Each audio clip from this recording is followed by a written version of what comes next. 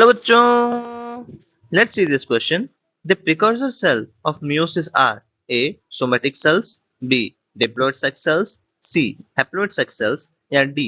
both A and C. तो इस question में हमें पूछा क्या है बच्चों? इस क्वेश्चन में हमें ये पूछ रहा है कि प्रिकॉर्सर सेल्स क्या होते हैं म्यूसिस के? सोमेटिक सेल्स होते हैं या डिप्लॉइड सेक्स सेल्स होते हैं या हैप्लॉइड सेक्स सेल्स होते हैं या बोथ ए एंड सी, मतलब सोमेटिक सेल्स और हैप्लॉइड सेक्स सेल्स बोथ ये होते हैं। तो इस क्वेश्चन को हम सॉल्व कैसे करें? इस क्वेश्चन को सॉल्व करने के लिए बच्चों हमारे पास एक की कॉन्सेप्ट है। की कॉन्सेप्ट क्या है बच्चों? की कॉन्सेप्ट है मियोसिस। तो मियोसिस होता है, इसे हम रिडक्शन डिवीजन भी कहते हैं बच्चों।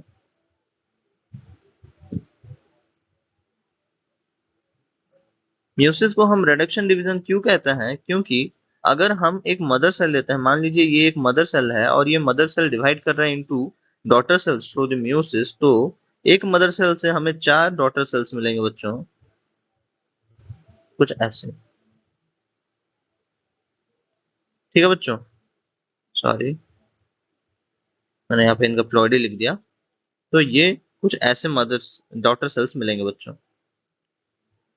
अगर मदर का प्लॉइडी 2n है बच्चों, then after the reduction division इनका जो प्लॉइडी हो जाएगा वो n n n n हो जाएगा, वो लोग हैप्लॉइड हो जाएंगे बच्चों। ठीक है, हमको क्या देखने को मिल रहा है? हमें ये देखने को मिल रहा है कि बच्चों यहाँ पे जो मदर सेल है उन जिसका प्लॉइडी डिप्लॉयड है और वो हैप्लॉइड डॉटर सेल्स में कन्वर्ट हो रहा है, हैप्लॉइड डॉटर सेल्स में डिवाइड हो रहे हैं, तो इधर मदर जो होना चाहिए वो डिप्लॉयड ही होना चाहिए। ठीक है बच्चों, तो ये तो हैप्लॉइड सेक्स सेल्स हो ही नहीं सकता। ऑप्शन सी जो है हैप्लॉइड सेक्स सेल्स, ये गलत है बच्चों। ऑप्शन सी यहाँ यही गलत हो जाता है, तो ऑप्शन सी को हम यहाँ से एलिमिनेट कर सकते हैं। अभी आ जाते हैं जो डिप्लॉयड सेल्स। अगर ये डिप्लॉयड सेल्स है तो diploid cells both diploid cells ये दोनों ही हो सकता है। ऑप्शन ए सोमेटिक सेल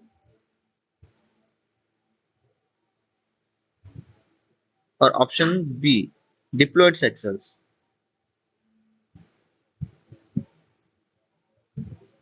हमें ये जानना पड़ेगा बच्चों, जो सोमेटिक सेल्स होते हैं उनमें माइटोसिस होता है, उनमें माइटोसिस होता है, ना कि मियोसिस बच्चों। और जो डिप्लॉयड सेक्स सेल्स हैं उनमें मियोसिस होता है बच्चों। इसका सिग्निफिकेंस क्या है बच्चों? डिप्लॉयड सेक्स सेल्स जो होते हैं इन्हें हम जर्म सेल्स कहते हैं, और जर्म सेल्स में जब मियोसिस होता है बच्चों तो हमें हमारे आइदर स्पर्म्स और ओवा मिलता है। ठीक है बच्चों, जो कि बहुत हेल्पफुल है फॉर द सेक्सुअल रिप्रोडक्शन। तो इसका जो आंसर होगा बच्चों ये होना चाहिए option B diploid sex sales.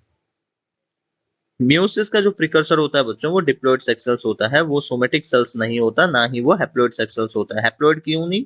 क्योंकि यहाँ पे हैप्लॉयड फेज का फॉर्मेशन होता है फ्रॉम द डिप्लॉयड फेज, तो इसी वजह से हम मियोसिस को रिडक्शन डिवीजन कहते हैं।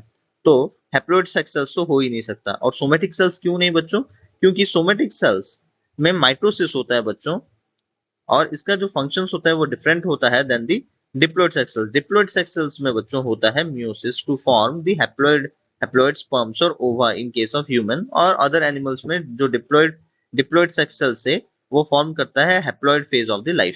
ठीक है बच्चों, so the correct answer is option B diploid sex sales. Hope you understood this well. Thank you.